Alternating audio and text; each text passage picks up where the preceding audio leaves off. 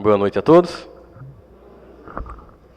Parece até piada falar de esperança nesses momentos. Mas como vocês viram nessa belíssima análise de Emmanuel, sobre o tema de A Boa Parte, em que ele fala de Maria, a gente percebe claramente que Emmanuel ele nos solicita lançar um olhar que vai além das circunstâncias do momento. Porque esperança não significa deixar de enxergar o caos. Dizer que está tudo lindo seria alienante. Dizer que está tudo belo seria contraproducente. Seria negar um momento histórico do Brasil em que não há como a gente esconder que muitas tragédias políticas, coletivas, de violência acontecem.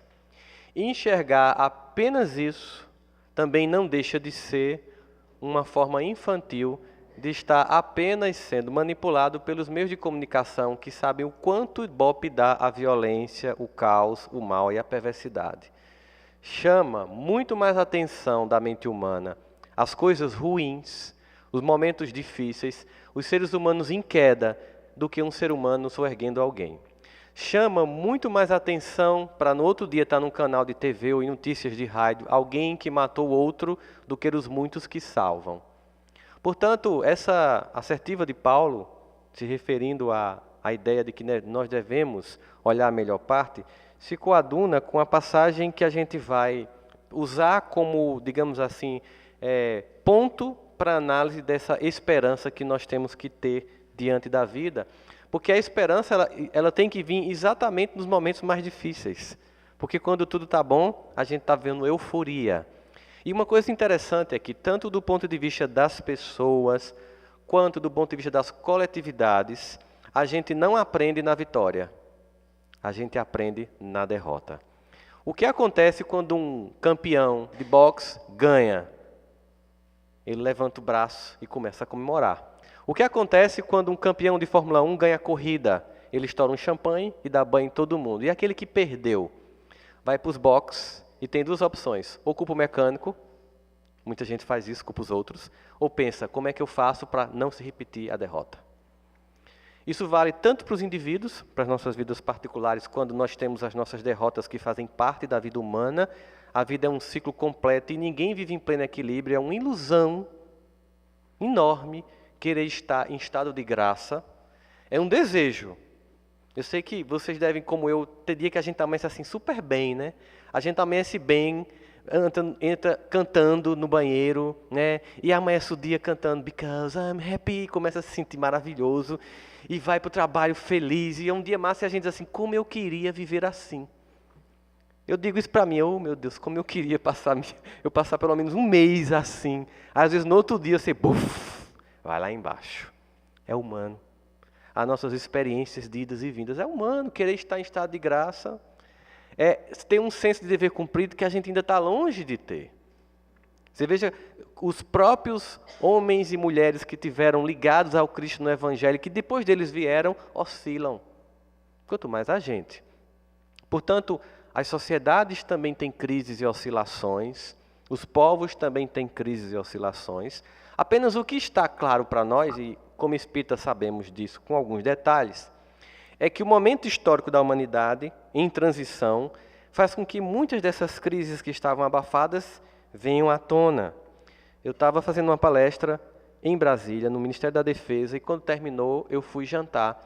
E estava com um general lá do Ministério, e tinha um ministro do Supremo aposentado no restaurante. Aí ele foi conversar com o ministro e estava tendo um desses muitos escândalos em Brasília, e a mídia estava lá, mais um dessas coisas de político. E aí ele olhou para o ministro aposentado e disse, doutor, que tempos horríveis que nós estamos, né? Na sua época não tinha essas coisas. O ministro bateu assim no ombro dele, deu uma risadinha e disse, meu filho, na minha época não existia, era imprensa livre denunciando, mas era muito pior. Então, na verdade, o que a gente está vendo é que faz parte desse momento da história humana que o lixo venha para fora. Que aquilo que estava oculto se revele para que se mude. Portanto, Paulo dá um belíssimo conselho numa carta que exorta a alegria e a esperança que é a carta à comunidade de Tessalonicenses. E entre as muitas frases belíssimas e poéticas e inspiradoras de Paulo nessa carta, em que ele solicita aquela comunidade de manter-se revigorada em esperança e em atividade, porque a esperança passiva não muda nada, mas a esperança ativa daqueles que esperam mais ágil para que aconteça, ou seja, eu estou insatisfeito com esse momento da minha vida, do meu país, mas estou agindo para mudar isso, eu não estou apenas lamentando isso, eu estou agindo porque é uma esperança ativa, não é alguém que espera que os outros façam, é alguém que passa a agir. Ele diz: examinai tudo e retende o bem. Ou a melhor parte, como a gente viu, a boa parte. Ou seja, o que ele diz? Olhar de lucidez. Porque, olhando o momento da história humana, é muito mais fácil ver o caos. Porque o caos, como eu já disse no início, ele dá ibope. E hoje existe uma certa perda de valores, em que o absurdo fica comum e fica banal. Alguém assaltar o outro para roubar uma bicicleta no rio e matar. Uma pessoa sequestrar 2 mulheres, abandonar uma criança no matagal e violentar e atropelar outra. São coisas que nos chocam. E aí nós podemos ter, diante desses eventos, que a gente pode aí enumerar alguns, né? Susana von Richthofen que mata os pais, Alexandre Nardoni que joga a filha para ir abaixo. A gente pega essas cenas todas colecionadas pelo mídia e colocadas nas nossas telas de TV e de computador, dando uma sensação de caos, e analisar a seguinte questão. Quando nós nos chocamos porque uma mulher é morta e violentada, nós estamos diante do diagnóstico da barbárie humana, ou estamos diante do diagnóstico do quanto nós avançamos, porque hoje nós nos espantamos com algo que era comum no passado. Entende meu raciocínio? Ou eu olho o que está acontecendo com que caos, que degradação, ou eu olho e digo assim, como avançamos? Porque esse comportamento com as mulheres era comum no passado. Quando eu tinha mais ou menos 12 anos, aqui em Campina, eu lembro que eu tinha um colega de colégio, e que o pai dele, que era uma pessoa destemperada, um dia com raiva, pegou a filha, que estava com raiva dela, e para puni-la, olha o que ele fez. Ele abriu a panela de pressão e colocou o rosto dela, que derreteu. A menina nunca mais saiu de casa desde então. Perguntem para mim, o que aconteceu com ele em 1980 e pouco? Nada. Não existia conselho tutelar. Não existia Ministério Público. Não existia, quando as mulheres apanhavam, a gente escutava em briga de marido e mulher, ninguém mete a colher. Não existia Delegacia da Mulher. Não existia Lei Maria da Penha. Não existia sistemas legais de proteção. As pessoas silenciavam. Esse homem nem preso foi. Quem pode interferir num pai educando uma filha? Eu ouvi isso de uma professora minha. Se isso é educar uma filha, mas era o que se dizia em 1980 e pouco. Mas hoje, se esse homem fizesse uma coisa dessa, iria para a mídia? Iria. Nós nos chocaríamos? Nos chocaríamos. Nós diríamos, o mundo está no fim? Diríamos. Mas ele estaria preso, o conselho estaria processando, a menina estaria sendo cirurgiada, a população estava fazendo campanha para pagar uma cirurgia plástica de reconstrução facial para essa menina. Essa é a realidade de hoje. Então nós estamos avançando. Se eu quiser olhar o caos, eu observo, ele está em toda parte. Eu não nego que ele existe. Mas a luz também. É mais fácil dizer que aumentou a violência do que constatar que a cada ano no Brasil aumenta a expectativa de vida e as pessoas morrem cada vez mais velhas. É mais fácil ver pessoas morrendo com bala do que ver pessoas morrendo com mais de 90 anos, que era algo incomum no passado. As pessoas não chegavam a 60 e pouco. Tanto que nós somos hoje uma geração que cria os filhos e os pais. Porque não dava tempo da gente cuidar dos pais, eles desencarnavam. Hoje a gente cuida dos pais, cuidando inclusive como investimento para que os filhos cuidem da gente.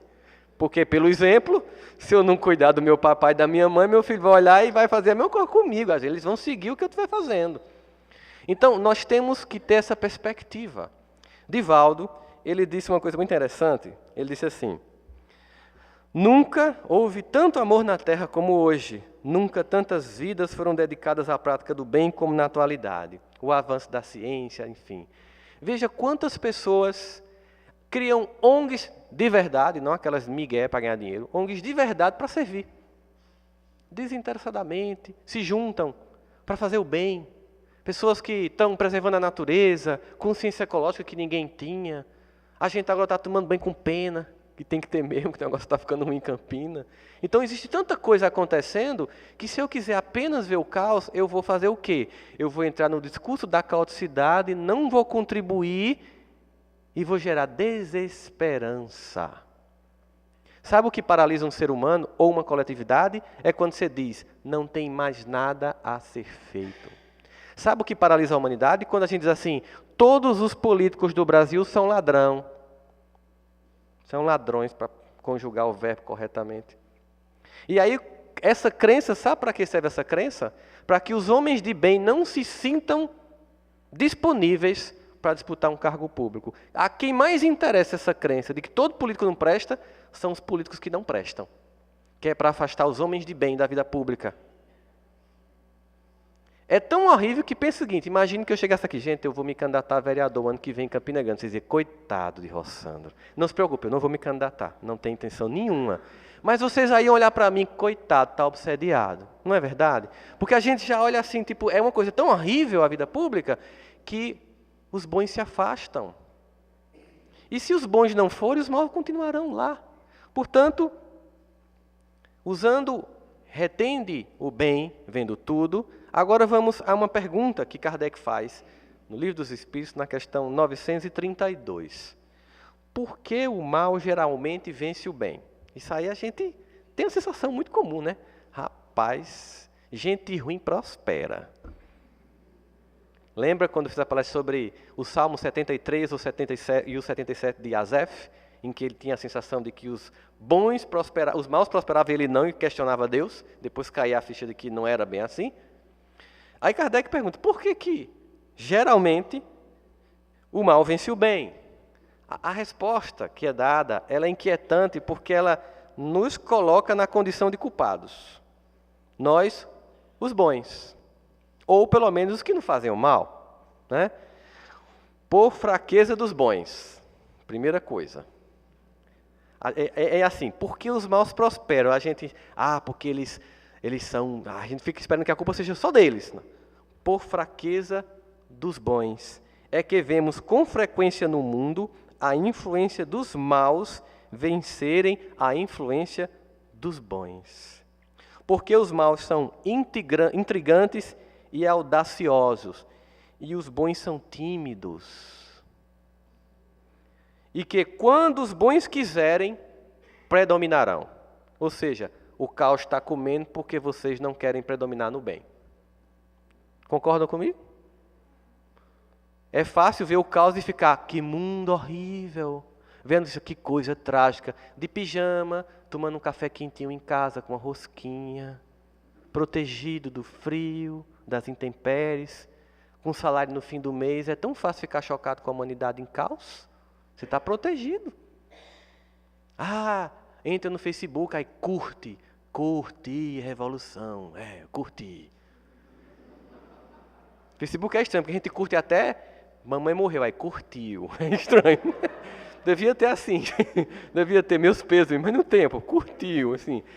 Revolucionários de pijamas, lá, no conforto da Globo News ou da TV lá, tela plana em casa, no sofá ou na cama, indignado com a tragédia humana, mas indiferente, sem agir. Eu não faço mal. Eu não sou objeto do mal. Mas a minha contribuição para o bem da humanidade, qual é? É uma questão incômoda. Se nós quisermos, nós vamos predominar. Então significa dizer que primeiro o bem tem que ser audacioso.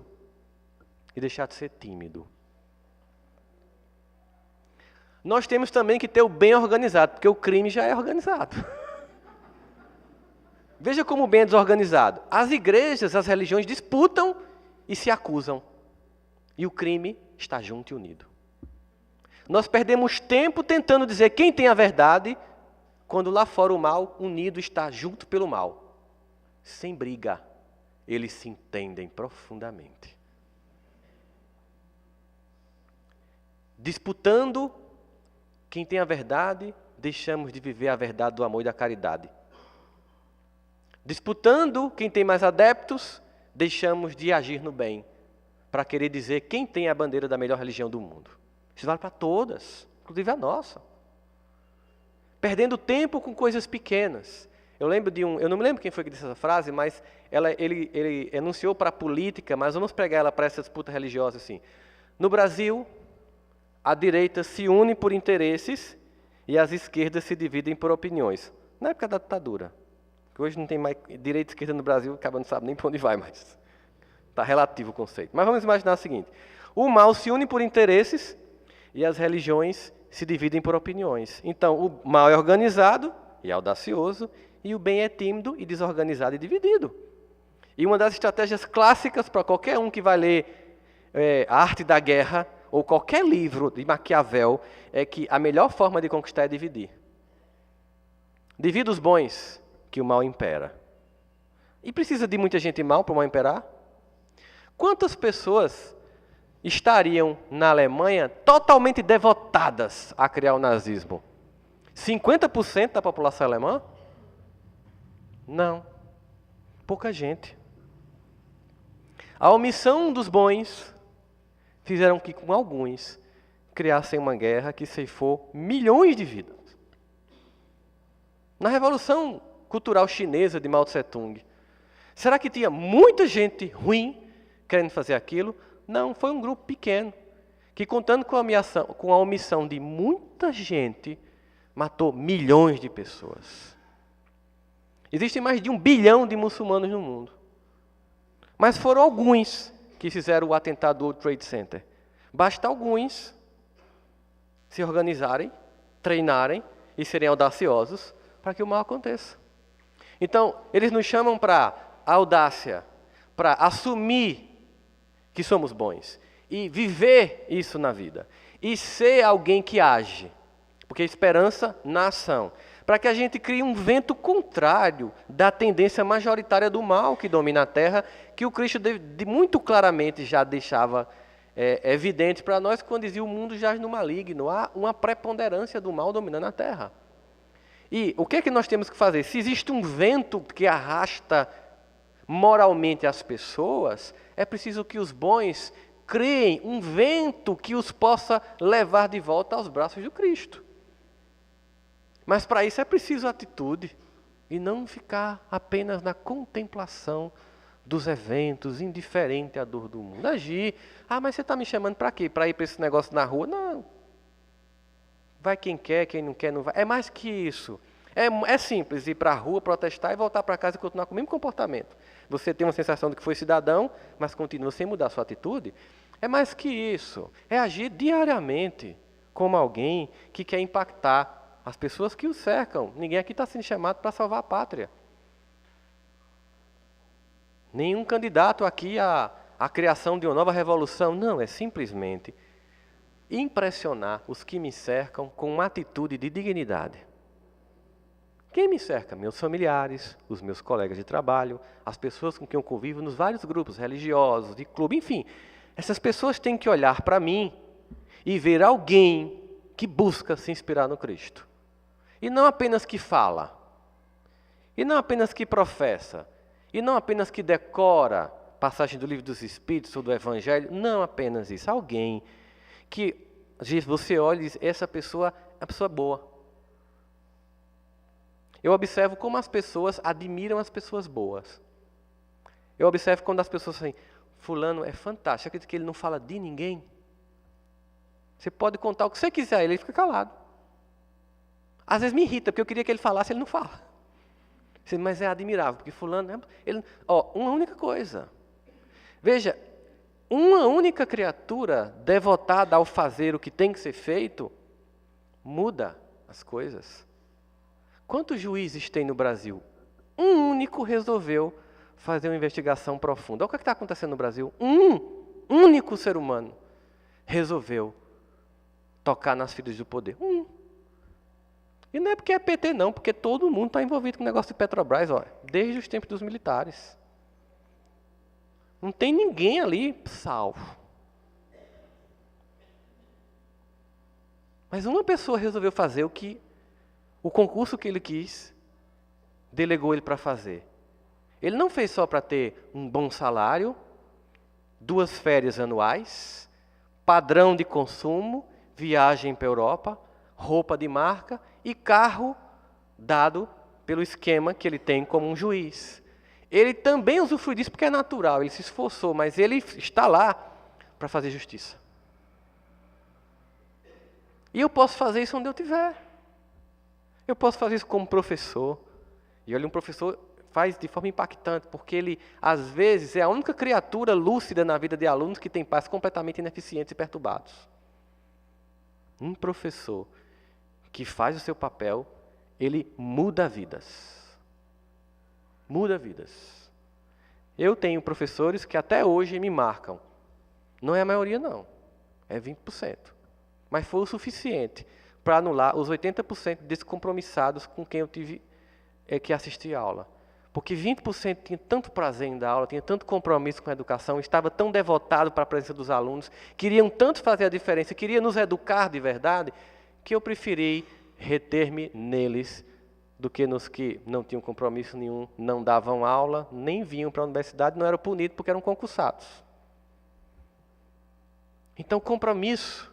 Emmanuel nos chama para que a gente atente para as palavras do próprio Paulo, para que a gente retenha o bem, para que a gente escolha a melhor parte e para que a gente visualize esse momento da história humana com compromisso, para que a gente não fique apenas nessa ideia de que está tudo perdido.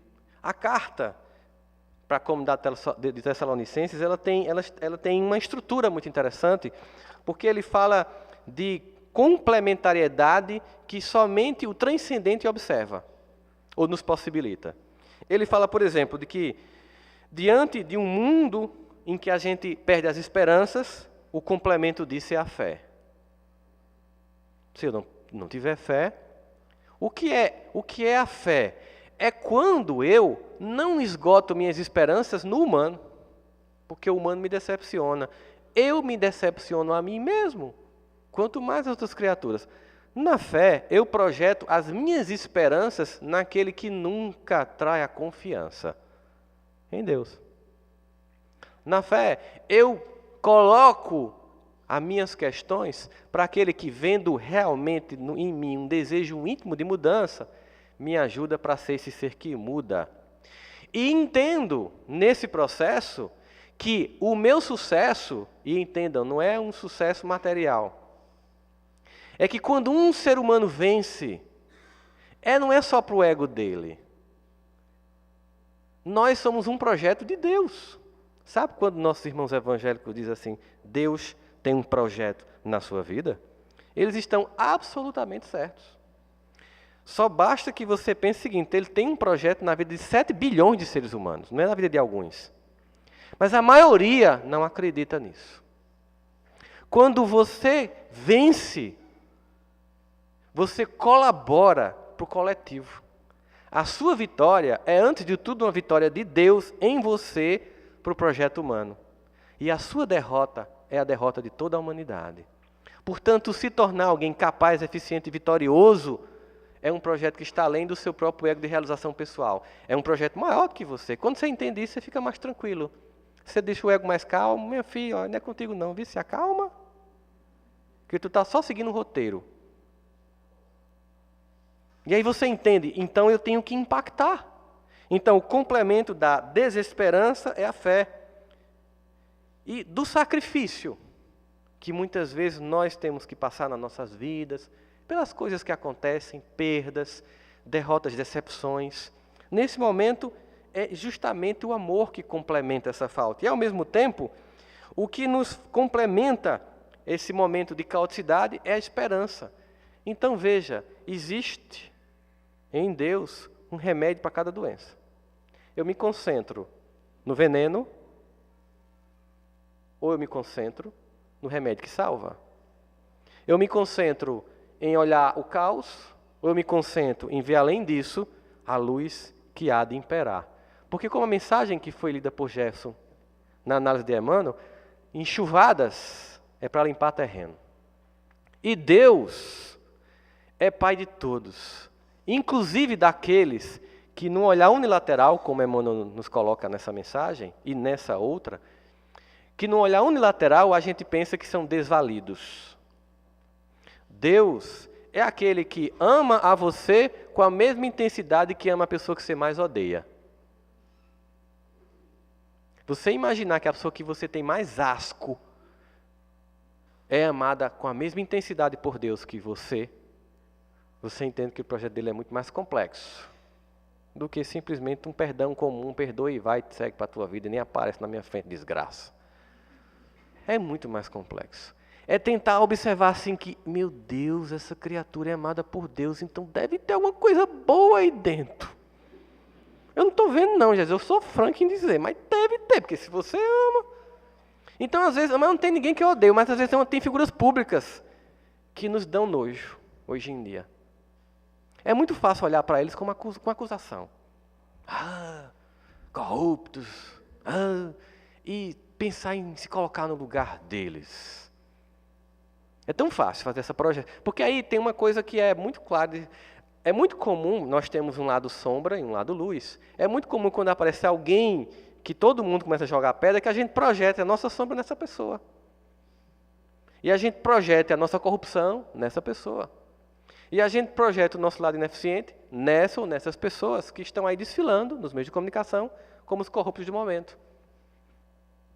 Lembrando sempre, reforço sempre isso, que eles são representantes de nós. Porque nós temos um grau coletivo de corrupção no país que, se nós não combatermos, nós vamos estar reproduzindo tudo isso.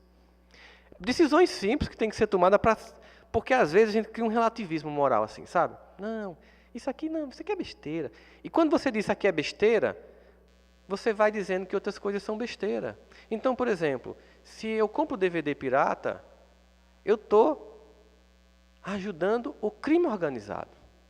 Não, Rossandra, é aquele pessoal que precisa do emprego lá no calçadão, que fica em frente às antigas lojas brasileiras, os bichinhos. De quem eles compram? Vocês acham que é de quem? Eles baixam um torrent na internet e produzem, aquilo é feito em massa para poder compensar e ser vendido por um e pouco. Eu estava vendo um vídeo de Padilha, que fez Tropa de Elite, e mora em Los Angeles, dizendo que chegaram no estúdio dele no Rio e perseguiram, porque muitos policiais do BOPE estavam perseguindo ele. Esses todos que foram, os 17 que foram presos no Rio agora, porque estavam envolvidos, todos os 17 processaram ele por causa do filme. Porque o filme diz assim, não adianta ocupar as favelas do Rio para pacificar se antes não for ocupada a polícia do Rio. Ele é bem ousado em dizer isso.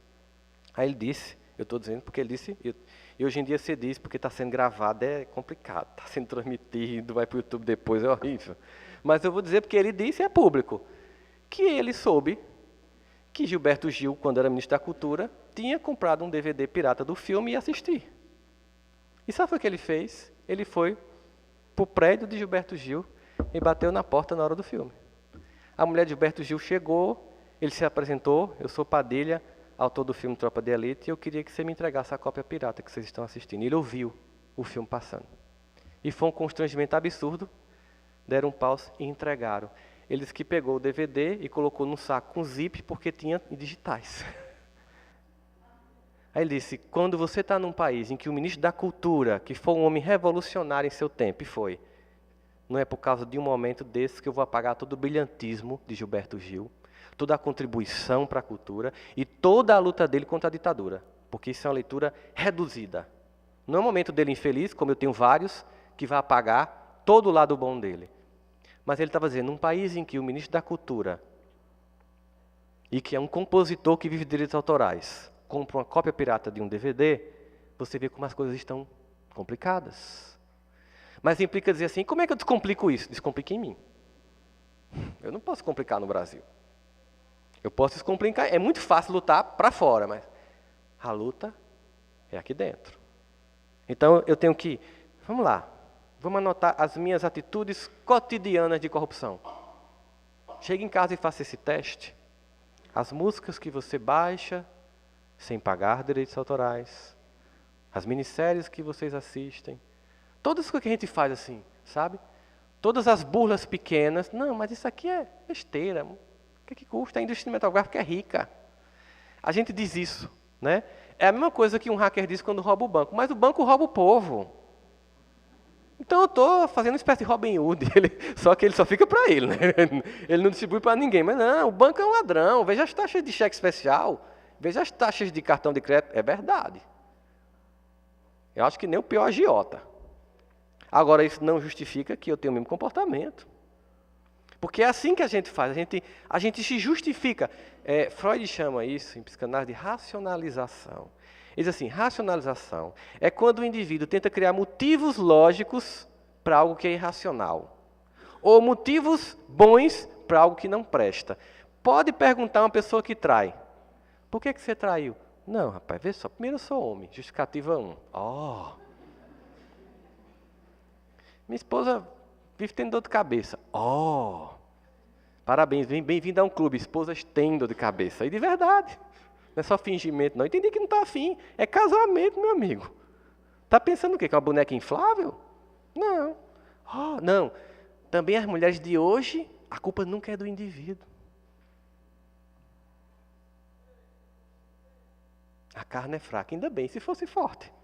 Imagina o complicado como seria.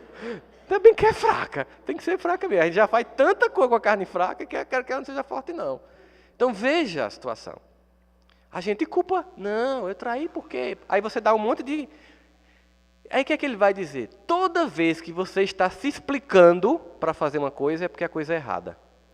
Ponto. Porque quando você vai fazer o bem, você não se justifica. Não é simples? Criar um sistema de vigilância moral. Toda vez que eu tenho que estar dizendo, não, mas eu vou, sabe por que eu vou? Porque, veja só, aí está se explicando, meu amigo, vai fazer besteira. Quando é coisa boa, você não se justifica, você age. Porque o bem é automático. A gente é tão pronto para fazer o correto que o cérebro opera em verdade. Sempre que alguém pergunta para você o que você estava fazendo, a primeira resposta que vem no seu cérebro é a verdade. E se você estava fazendo algo errado, você precisa ganhar tempo. Aí você pergunta de novo, o que é que eu estava fazendo? É porque você está ganhando tempo. Porque a resposta verdadeira vem na hora. Eu estava ali traindo. Pá! Bem, o que é que eu estava fazendo? Se a pessoa perguntou de novo, matou. Acabou, ela está ganhando tempo. Porque o cérebro responde a verdade. Aí mulher, ela consegue ler detalhes. Uma piscadela no canto do olho. Você não está dizendo, estou dizendo. Não é isso não. Aí você começa a desesperar. Porque é uma questão de tempo, ela vai descobrir. Pode não ser naquele dia. Mas ela grava a cena, 5 meses depois, num dia muito legal, em que não tem nenhum problema, ela pergunta, naquele dia, você estava onde mesmo? Aí você omite um detalhe, ela é igual a delegada, ela pergunta, grava, fixa até a roupa que você estava e a hora que você falou, mas naquele dia você não disse isso não. Aí você faz, pronto, acabou-se. Portanto, ser mal dá trabalho. Ser ruim é trabalhoso. Você já percebeu que ser ruim dá trabalhoso? Pronto, eu vou me encontrar com Santana, não vou com a cara dela. Aí eu chego lá no shopping, lá vem Santana. Eu tenho que planejar, calcular a hora que eu vou virar a cara para dar uma rabisaca para ela. Dá trabalho ser ruim. Ser bom não, Santana, vem cá. É muito mais fácil. É muito mais leve. Mas não é só ser bonzinho, a gente tem que deixar de ser bonzinho. Sabe aquilo que a gente... Vamos deixar de confundir gentileza com gentileza. Tem que ter audácia. Por que que Jesus foi buscar Saulo em Damasco? Ele tinha Simão Pedro, tinha tanta gente lá à disposição. Entre os primeiros que o seguiram, ainda em vida, tinha tanta gente legal lá. Faltava alguém audacioso. Faltava, como a gente diz aqui no Nordeste, um cabo arrochado. Com capacidade de entender a coisa, disse, rapaz, é isso mesmo, deixa comigo, eu vou cumprir a carreira. Eu vou para todo canto divulgar esse evangelho. Eu tenho capacidade de fazer isso. Eu acredito. Era preciso alguém com audácia. E eu não estou menosprezando os primeiros seguidores de Cristo, não, de jeito nenhum. Apenas Paulo tinha um traço de personalidade que naquele momento era imperioso para a divulgação do evangelho. E contou com a colaboração daqueles que o treinaram, pelo amor que sentiam pela convivência com Jesus. Mas aquela personalidade com audácia fazia parte de um projeto. Portanto, o bem é tímido? Eu leio o livro espírita lá na minha repartição, aí tem muita gente que não é da minha... Aí eu faço o seguinte, eu boto uma cartolina, um papel madeira para ninguém ver. Porque você tem vergonha. Está preocupado com a opinião dos outros. É porque eu não quero conflito. Não é para ter, não. Ignore quando escarnecerem de vocês, porque no começo as pessoas eram mortas quando diziam que seguiam Jesus. Elas iam para as arenas, elas eram queimadas vivas em postes, para ser exemplo para os não seguidores. Mas acontece, e um historiador romano disse isso, que a fé daquela geração era tão grande, que o sangue dos cristãos, um historiador romano disse, ele virava adubo. E cada cristão que era morto gerava 2, 3. Os romanos acreditaram tanto nisso que pararam de matar os cristãos. Rapaz, é mesmo. Vamos parar de matar esse povo que está virando coelho. Hoje, o que é que Cristo espera da gente? Diante dessa cena de causa aparente. Faz o seguinte, meu filho. Você está vendo tudo isso? Realmente existe. Tem pessoas equivocadas? Tem. Tem pessoas corruptas? Tem. Tem pessoas que só pensam em si? Tem. Mas se você não é mais assim, me ajude.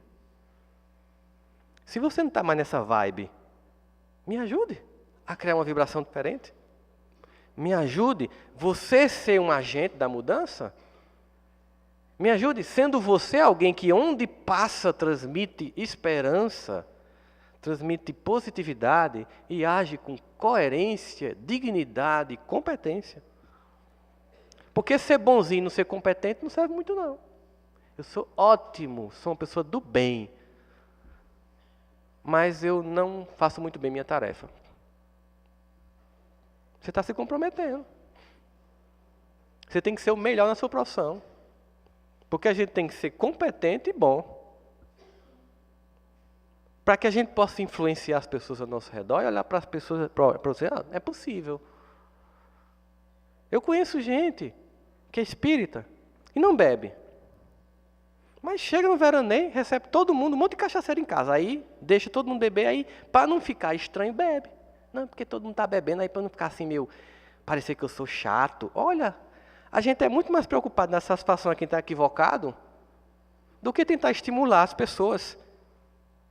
Aí lá na minha casa, de vez em quando, a família se reúne, aí o pessoal, ei, bota forró não sei o quê. Aqui, não.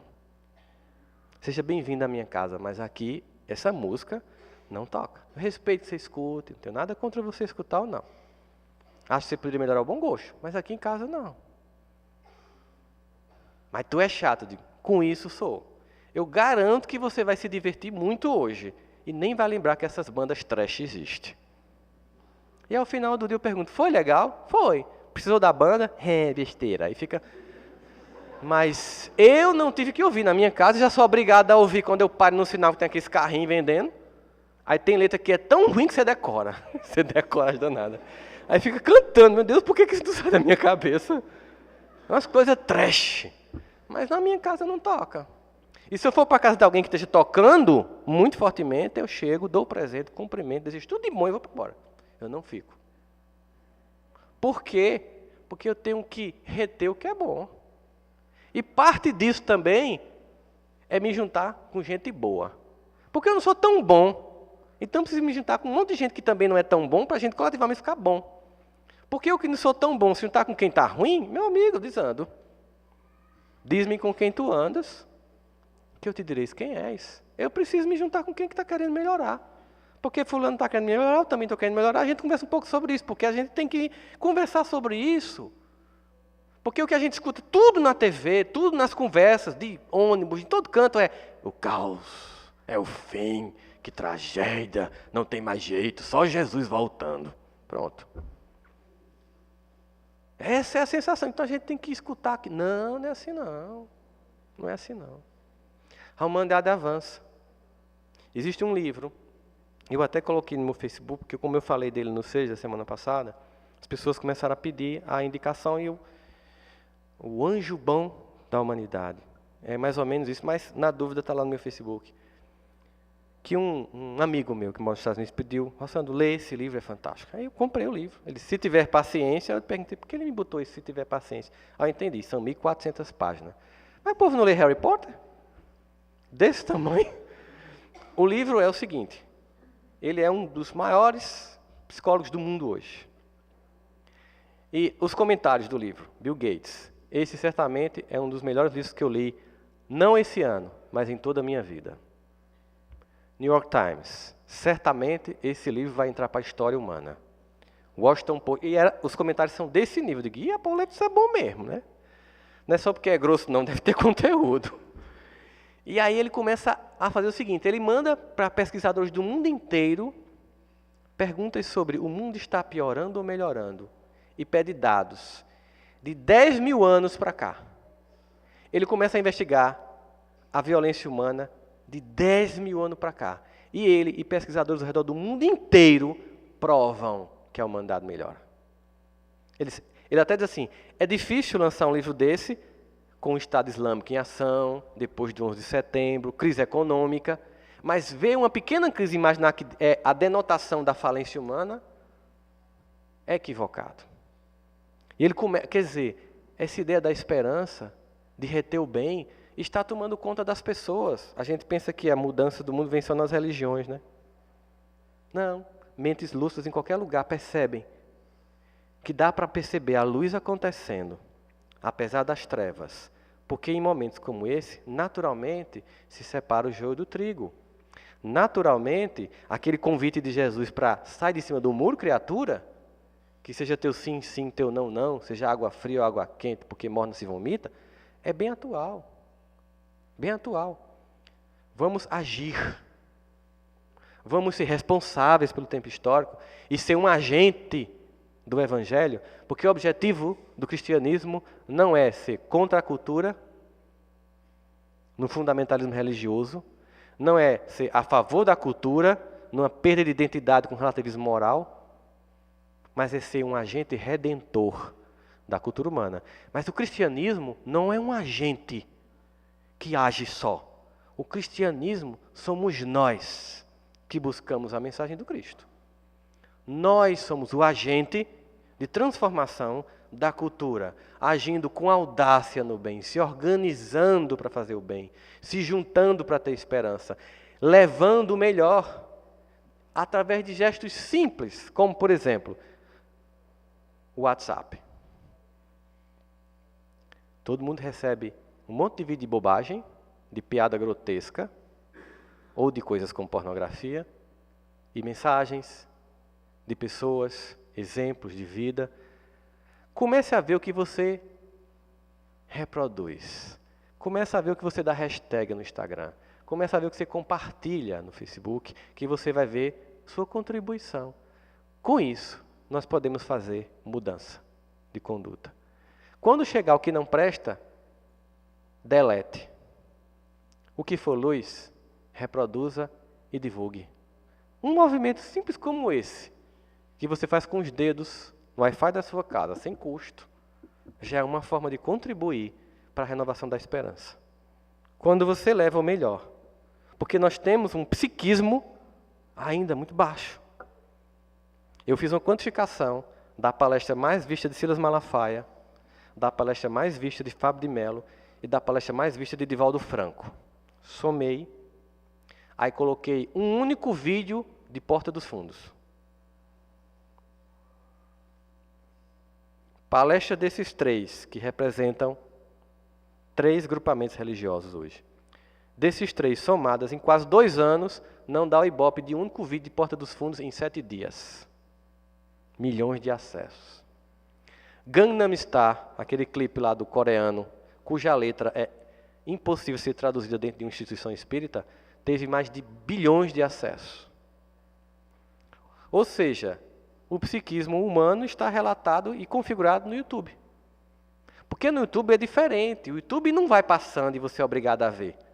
O YouTube você tem que clicar para ver. Então há uma intenção em ver. Eu tenho intenção em dar play ali. Então eu dou play na luz ou nas trevas, é escolha. Eu estou dizendo naquele momento que eu estou dando ibope ao bem e ao mal. que eu estou reproduzindo o bem ou o mal. É simples assim. Antes de finalizar, eu queria fazer um convite para vocês. No domingo agora de manhã, lá no Seja, que fica em frente ao Amigão, portanto, é o centro espírita que tem o maior estacionamento do mundo. Bom é isso, né? Iremos fazer um café cultural, que começa às 8h30 e vai até às 11h30. Das 8h30 às 9h30 é um café da manhã mesmo, daqueles bem espírita, né? Porque espírita come muito, né? Seguindo a terceira lei de Kardec, que é instruí-vos, amai-vos e alimentai-vos. A gente come muito, né? Então vai ser um bom café da manhã de verdade. Não comam nem no sábado à noite, deixe o bucho vazio mesmo para dar, né? Não é no quilo, você paga 20 e come à vontade. Depois, enquanto isso já começa o grupo Toque de Luz e Semearte se revezando no palco cantando. Depois começa uma palestra, seria na verdade um seminário mais sintético que eu vou fazer sobre mudar os outros ou mudar a mim mesmo. Você já deve imaginar a resposta, mas vamos lá para conferir. E enquanto eu estiver falando, os grupos vão estar participando. Uma banda aqui, outra aqui. Em meio à palestra, músicas se encaixam com o tema e eles cantam. Por isso é um café cultural. Tem um intervalo e como é muita comida, sobra, você volta, come de novo. E vocês sabem, os espíritas mentem, dizem que as comidas são fluidificadas, não engordam. Não engorda, mas coma, pelo menos no domingo, né? E aí a gente finaliza também com conversa e com música. Sintam-se convidados para uma manhã de domingo diferente. Os que não puderem estar, enfim, vai ser transmitido, né, pela FEB TV, pelo canal 7 do Seja e por todos os canais que o 7, que é esse grupo de irmãos nossos que estão trabalhando. Vocês estão vendo a melhora nos equipamentos? São pessoas que resolveram divulgar o Evangelho e agir. Só isso. Se juntam, compartilham, né? Não é pirata não, porque pode, né? A gente liberou o canal. Agora, quem estiver assistindo não vai tomar café lá, né? Então não vai ter o café da manhã. E claro, a gente... É muito bom ter a oportunidade de ver, né? Você está em casa, às vezes, não poder sair, por exemplo, assistir essa palestra em casa. Mas a gente sabe que você, às vezes, pega essa mesma palestra, vai assistir em casa e não consegue sentir a mesma coisa, porque a vibração do lugar não se reproduz na TV. Um dia a gente chega lá, né? Mas, por enquanto, não. Meus irmãos, finalmente, vamos ser um agente da esperança, porque quem manda no mundo não são os políticos, é Deus.